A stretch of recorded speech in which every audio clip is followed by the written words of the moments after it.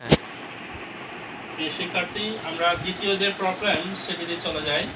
এটা হচ্ছে কোয়েশ্চেনটা একটু আমরা দেখি যে 80 ml 0.3 m অ্যাসিডিক অ্যাসিডের সাথে 20 ml 0.5 m সোডিয়াম হাইড্রোক্সাইড যোগ করা হলো, দ্রবণ যোগ করা হলো। মিশ্রণটিতে 2 to 3 ml 0.1 m HCl বা 2 to 3 ml 0.1 m potassium hydroxide যোগ করলে দ্রবণের পিএইচ এর কোনো পরিবর্তন হবে কিনা আমাদেরকে ব্যাখ্যা করতে হবে।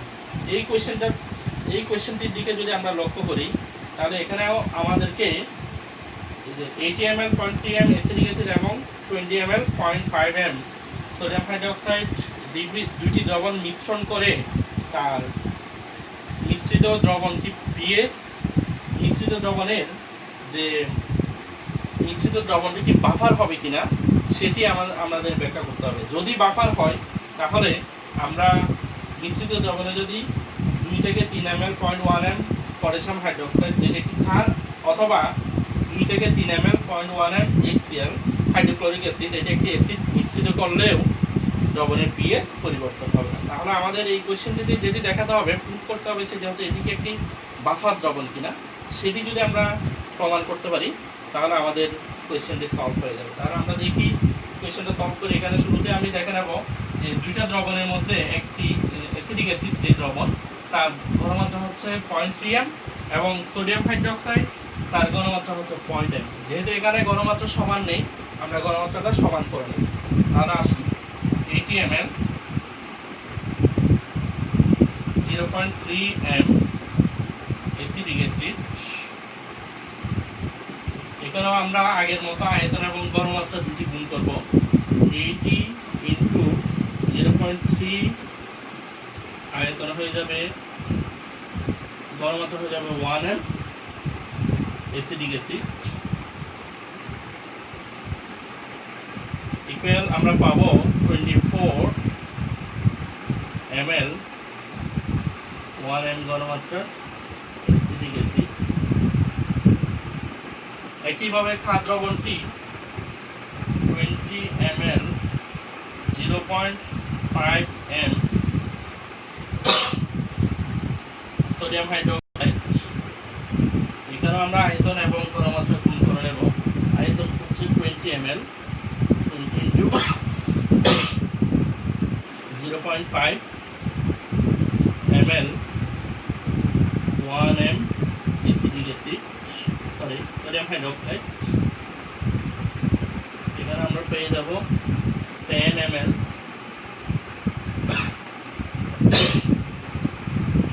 1 m ঘনমাত্রার সোডিয়াম হাইড্রোক্সাইড।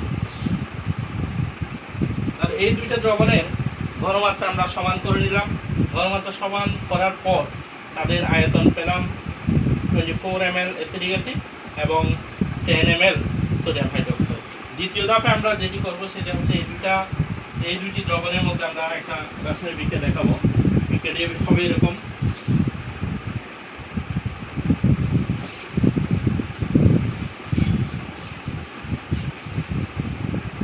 অ্যাসিডিক অ্যাসিড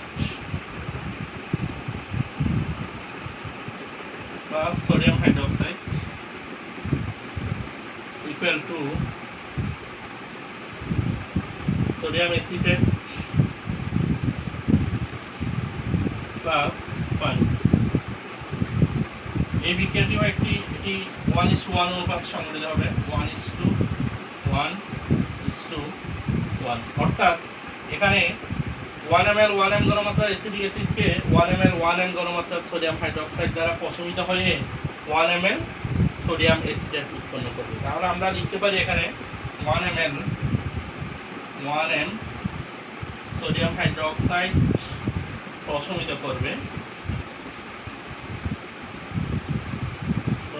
করে সমান 1 ml 1 m acidic acid.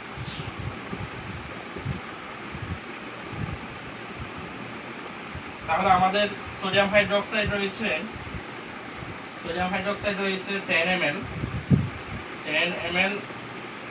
1 m sodium hydroxide প্রশমিত করবে সমান 10 ml 1 m অ্যাসিডিক অ্যাসিড। তাহলে মিশ্রিত দ্রবণে অবশিষ্ট অ্যাসিডিক অ্যাসিডের পরিমাণ অবশিষ্ট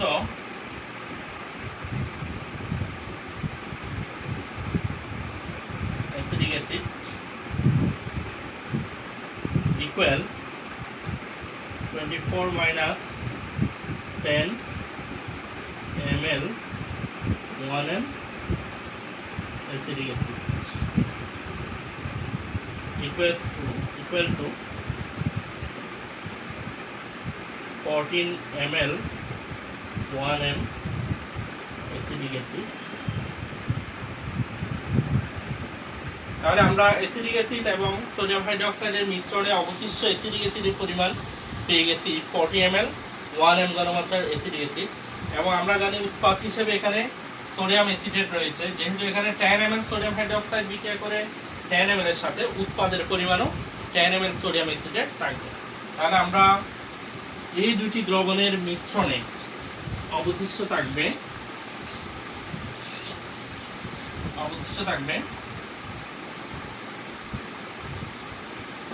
মিশ্রণে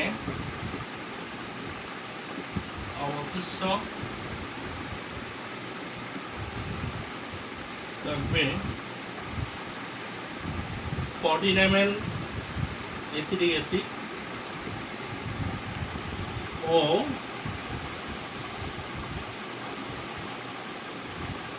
10 ml সোডিয়াম অ্যাসিডেট।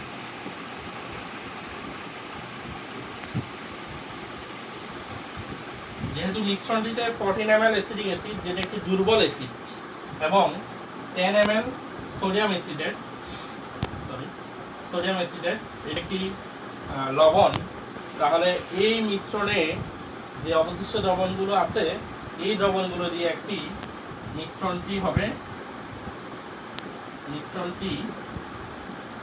হবে অম্লীয় বাফার দ্রবণ।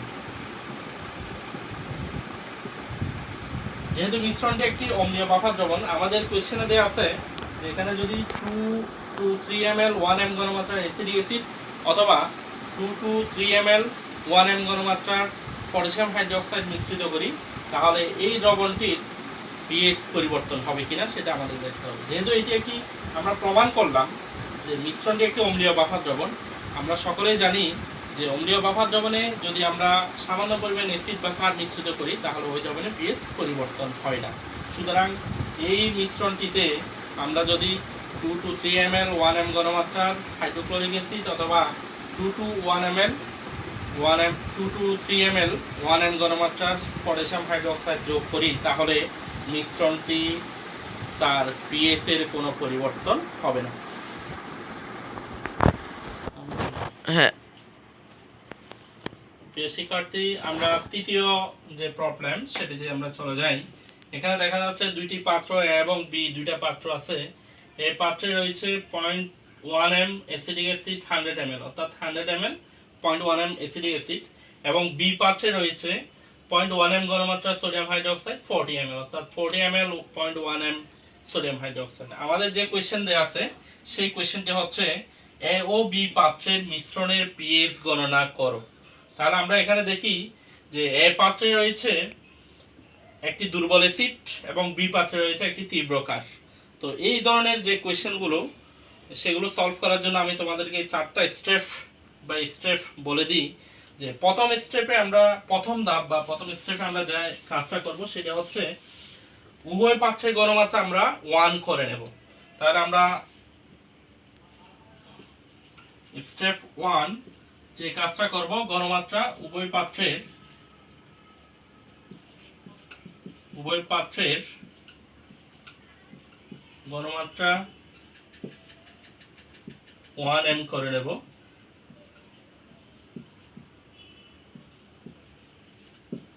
তাহলে আসি কাজটা আমরা করে নিই। যে এ পাত্রে আছে 100 ml 1 m acidic acid 100 into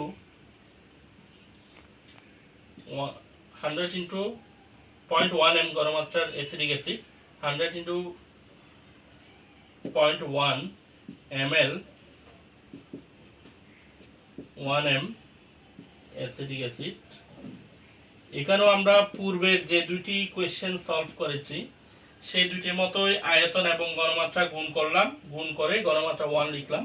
তাহলে এখানে হয়ে যাবে 10 ml 1 m অ্যাসিডিক অ্যাসিড।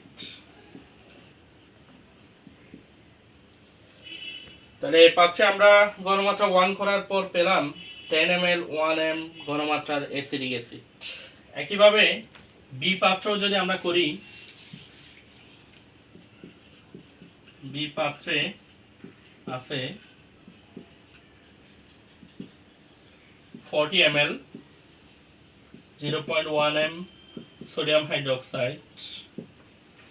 তাহলে এখানে আমরা যদি ঘনমাত্রা, আয়তন এবং ঘনমাত্রা গুণ করি, আয়তন হয়ে যাবে আর ঘনমাত্রা হয়ে যাবে 1 m সোডিয়াম হাইড্রোক্সাইড ইকুয়াল আমরা পাবো 4 ml 1 m ঘনমাত্রা সোডিয়াম হাইড্রোক্সাইড। অর্থাৎ আমরা ঘনমাত্রা যখন উভয় দ্রবণের 1 করে নিলাম, এ পাত্রে ঘনমাত্রা হচ্ছে 10 ml, সরি আয়তন হচ্ছে 10 ml এবং বি পাত্রে আয়তন হচ্ছে 4 ml। দ্বিতীয় ধাপে আমাদের যে কাজটি করতে হবে, স্টেপ 1 গেল, স্টেপ 2 আমরা যে কাজটি করব,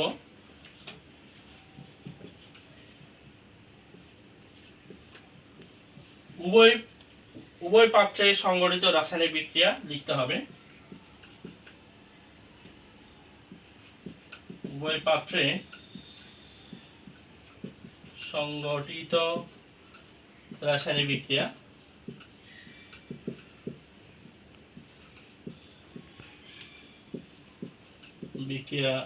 লিখতে হবে। তাহলে আমরা লিখে নিই, উভয় পাত্রে সংঘটিত রাসায়নিক বিক্রিয়া। প্রথম পাত্রে রয়েছে অ্যাসিডিক অ্যাসিড এবং দ্বিতীয় পাত্রে রয়েছে সোডিয়াম হাইড্রোক্সাইড NaOH। এখানে সংঘটিত রাসায়নিক বিক্রিয়ার উৎপাদ হিসেবে সোডিয়াম অ্যাসিটেট এবং পানি উৎপন্ন হবে। তাহলে আমরা প্রাথমিক অবস্থায়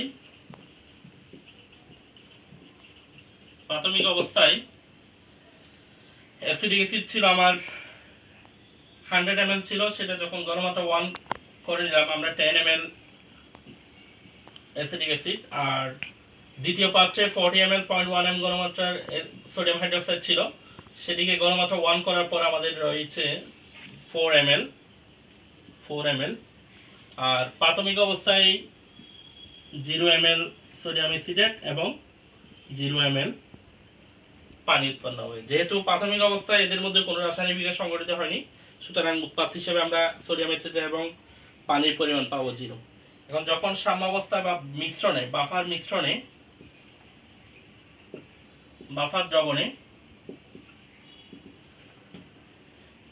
দ্রবণ যখন তৈরি হবে, আমরা এখানে দেখি বিক্রিয়াটি 1:1:1 অনুপাতে সংঘটিত হচ্ছে। অর্থাৎ এখানে 4 ml sodium hydroxide 4 ml acidic অ্যাসিডের সাথে বিক্রিয়া করবে। তাহলে বাফার মিশ্রণে অবশিষ্ট হিসেবে আমরা অ্যাসিডিক অ্যাসিড পাবো 10 - 4 ml ইকুয়াল 6 ml, আর এখানে 4 - 4 ml ইকুয়াল 0 ml। এবং উৎপাদ হিসেবে আমরা অ্যাসিডিক অ্যাসিড, যেহেতু এখানে 4 ml এর সাথে বিক্রিয়ায় 4 ml সোডিয়াম অ্যাসিটেট এবং 4 ml পানি উৎপন্ন হবে। তাহলে আমরা দ্বিতীয় ধাপের কাজটি সম্পন্ন করলাম, যে বাফার দ্রবণে কি পরিমাণ নিয়ে আমরা বাফার দ্রবণ তৈরি করব। এখানে দেখা যাচ্ছে অ্যাসিডিক অ্যাসিড 4 ml আর sodium acetate 6 ml, sodium acetate 6 ml এবং পানি 6 ml উৎপন্ন হবে। এই দ্রবণগুলো অর্থাৎ 6 ml acidic acid, 6 ml sodium acetate এবং 6 ml পানির মিশ্রণ থেকে আমরা বাফার দ্রবণ পাবো। তৃতীয় ধাপে আমাদের যেটি করতে হবে, আমরা সকলেই পিএইচ, বাফার দ্রবণের পিএইচ গণনার সমীকরণ আমরা জানি, এর আগের ক্লাসও আমি দেখিয়েছি হ্যান্ডারসন সমীকরণের মাধ্যমে। সমীকরণটা হচ্ছে তৃতীয় স্টেপ।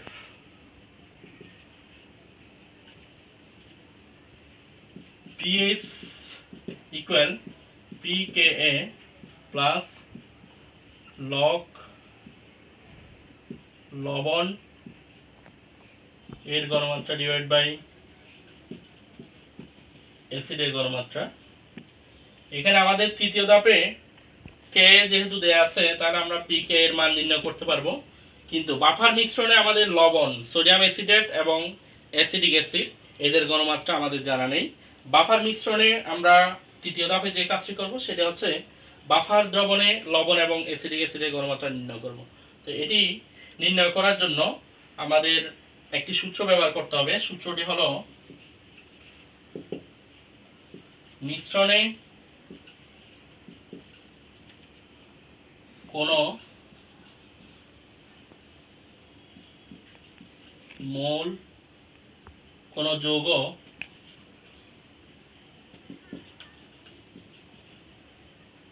এর ঘনমাত্রা ইকুয়াল মিশ্রণের পূর্বে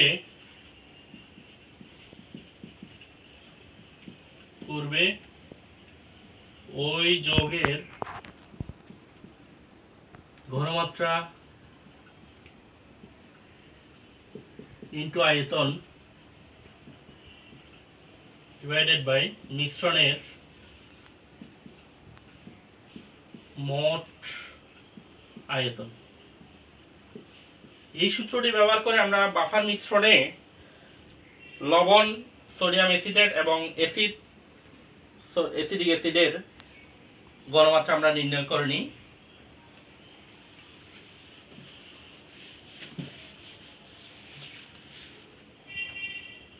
বাফার মিশ্রণে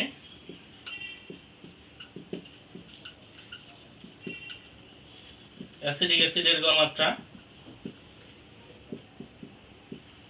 ইকুয়াল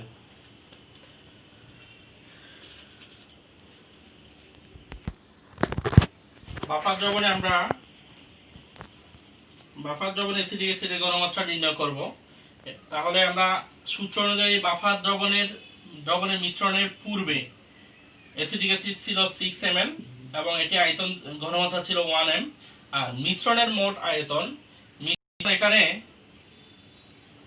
6 অর্থাৎ 6 ml acidic acid, 4 ml sodium acetate এবং 4 ml পানি যুক্ত হবে। তাহলে আমরা ঘনমাত্রা পেয়ে যাব 6 divided by 14 m mole per litre ঘনমাত্রা। এখানে মান আসবে 6 ডিভাইডেড বাই 14 ইকুয়াল 0.4428 m ঘনমাত্রার অ্যাসিডিক অ্যাসিড। একইভাবে বাফার দ্রবণে আমরা যদি সোডিয়াম অ্যাসিটেটের ঘনমাত্রা অর্থাৎ লবণের ঘনমাত্রা আমরা নির্ণয় করতে চাই তাহলে CH3COO এর ঘনমাত্রা ইকুয়াল মিশ্রণের পূর্বে অর্থাৎ বাফার দ্রবণ তৈরি করার পূর্বে সোডিয়াম অ্যাসিডেট ছিল 4 ml, তাহলে 4 তার ঘনমাত্রা হচ্ছে 1 m ডিভাইডেড বাই মিশ্রণের মোট আয়তন 6 plus 4 plus 4 mole per litre অর্থাৎ মোলার দ্রবণ।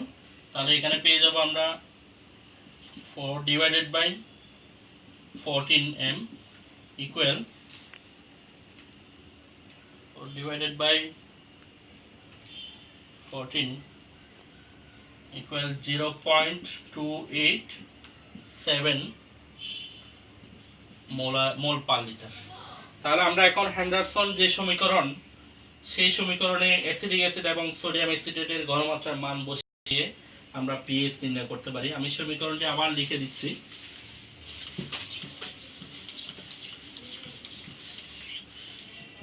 সমীকরণটি হচ্ছে pH equal pKa plus log of লবণের ঘনমাত্রা ডিভাইডেড বাই অ্যাসিডের ঘনমাত্রা। যেহেতু এটি একটি অম্লীয় বাফার দ্রবণ, এখানে অ্যাসিড হবে, তাহলে পিএইচ ইকুয়াল পিকেএ, সূত্রটা আমরা জানি minus log of Ka plus log of, এখানে লবণ হচ্ছে সোডিয়াম অ্যাসিটেট এর গড়মাত্রা ডিভাইড বাই অ্যাসিটিক অ্যাসিড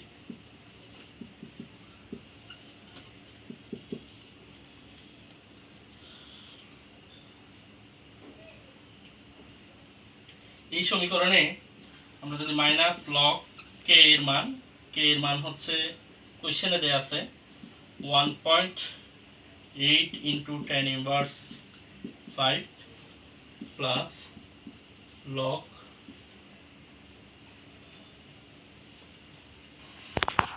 তো আমরা এখানে সোডিয়াম অ্যাসিটেটের ঘনমাত্রা পেয়ে গেছিলাম। সোডিয়াম অ্যাসিটেট হচ্ছে 0.285, অপরদিকে অ্যাসিটিক অ্যাসিডের ঘনমাত্রা পেয়ে গেছিলাম 0.428। এই মানগুলো যদি আমরা ক্যালকুলেশন করি তাহলে মান দাঁড়াবে মাইনাস লগ 1.8